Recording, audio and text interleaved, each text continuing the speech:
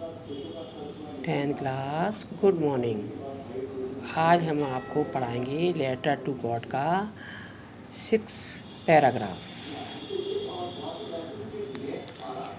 चलिए, अब आपका लेटर टू गॉड का है 6 paragraph.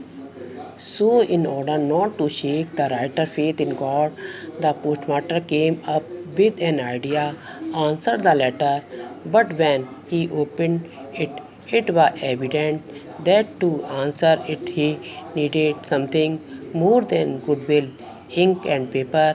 But he stuck to his resolution. He asked for money from the employee.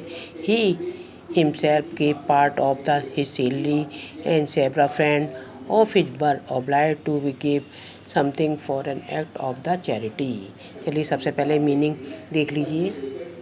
To shake माने डगमगाना, evident माने स्पष्ट, गुडविल माने सद्भावना, स्ट्रक माने डटा रहा, रेसोल्यूशन माने इरादा, एम्प्लॉय माने कर्मचारी, सेवरल माने बहुत से, वर ऑब्लाइट माने विवश किए गए, चैरिटी माने पुण्य, इम्पॉसिबल माने नामुमकिन, टुगेदर माने इकट्ठा करना, एड्रेस माने पता लिखना, सिग्नेचर माने हस्ताक्षर। चलिए समझ लीजिए क्या बता रहा है जी इसमें। So, in order not to shake the writer's faith in God, the postmaster came up with an idea, answered the letter. But when he opened it, it was evident that to answer it he needed something more than goodwill, ink and paper. पहले इतना समझ लो। लेखक का भगवान में विश्वास दिखाने हेतु डाकपाल के मन में एक भाव आया, चिट्ठी का उत्तर दिया जाए।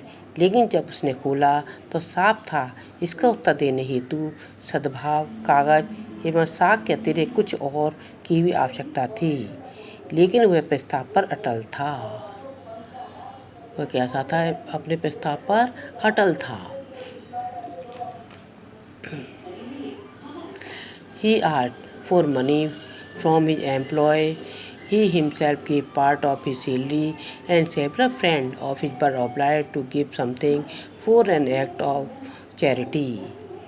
उसने अपने कर्मचारियों का से धन इकट्ठा किया। उसने अपने वेतन का भी एक भाग दिया।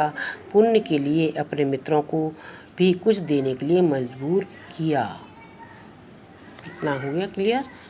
आगे देखिए। It was impossible for his together the 100 pieces, so he was able to send the farmer only a little more than half.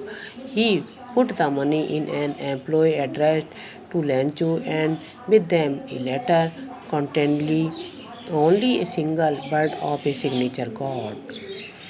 उसके लिए 100 पीसी जुटाना असंभव था, लेकिन वह उस किसान को आधे से कुछ अधिक ही धन भेज सका। उसने धन को एक लिफाफे में रखा और एक चिट्ठी पर हस्ताक्षर के रूप में भगवान शब्द लिखकर लिफाफे को बंद कर दिया और उस पर लेंचो का पता लिखकर डाक द्वारा भेज दिया। इतना क्लियर हो गया? थैंक्स।